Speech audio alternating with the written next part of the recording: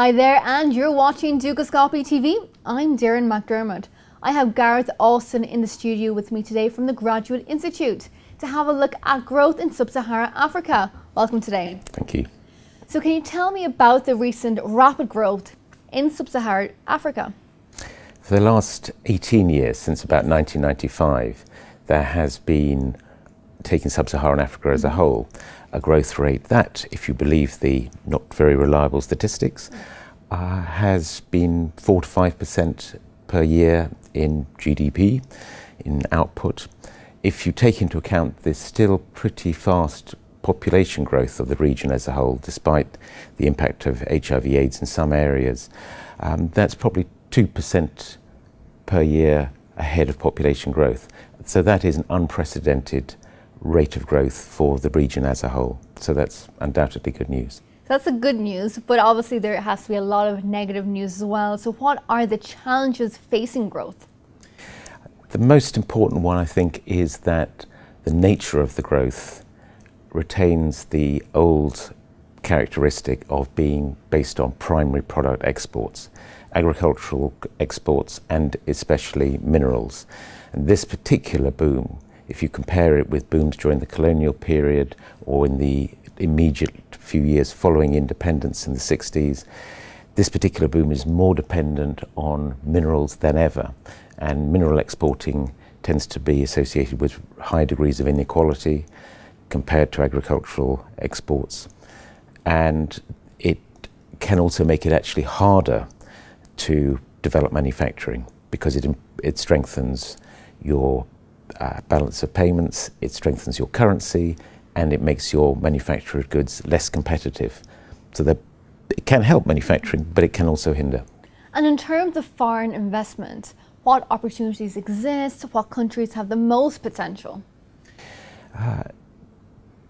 The fundamental problem, I think, or the fundamental challenge for the developmental impact of foreign investment is to get beyond simply investing in mining or oil production, because most of the foreign investment that there's ever been in Africa has concentrated in precisely those areas. And the hope would be that it can extend beyond that. But that is easier said than done because you have to have profitable opportunities. And countries which might have the possibility of diversifying their economies and of offering attractive opportunities to invest in things other than mining are at the moment rather few, but I think more than ever before. In particular, when African countries decided to pursue industrialization in the 1960s, at that time they were seriously handicapped by very low levels of education and, surprisingly it may seem, relatively high wages internationally. Now, in international terms, the wages don't look high and the levels of education are much greater. So in that sense, there is potential in countries like Ghana and, subject to greater political stability, Nigeria, and various other examples, usually the larger countries, but political stability is also, of course, an essential. And what has foreign trade been like? The boom has been almost entirely related to foreign trade. So, of course, the economies have grown more than the foreign trade sector alone, but it's really been led by foreign trade. So there's been there's been a very high level of correlation between the two. A large part of the boom has a lot to do with Chinese investment, and we've seen investment for the last 20 years, a lot of involvement. So can you tell us more? The Chinese have contributed crucially to the boom, both by buying African energy and other exports, and also by investment. And that is extraordinarily widespread. I mean, most African countries have got significant levels of Chinese investment. That's been very positive for Africa. Of course, critics suggest that it's a kind of new Asian scramble for Africa, albeit a peaceful one. And there is the possibility that in some cases it may lead to Chinese investment in manufacturing. In fact, that actually has happened a little bit.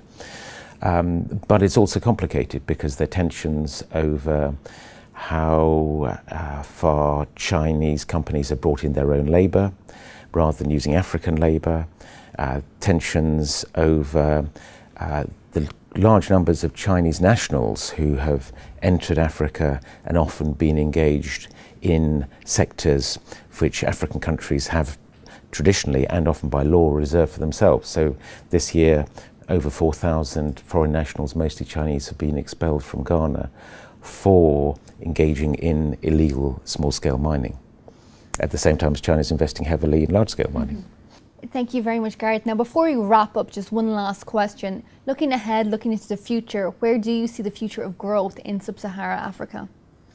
I'm cautiously optimistic, but it really requires, I think, structural diversification, which has to include a growth of manufacturing in at least some, not all, but some countries. And that would depend in an international context on the rise in wages in China at home, making it feasible for African countries to enter the market, expand their very small levels of manufacturing currently. And that could happen, but it also requires the right political conditions. Thank you very much. Thank you. And thank you for watching Dukascopy TV today. Do stay tuned as we have plenty more coming up on the show. See you soon.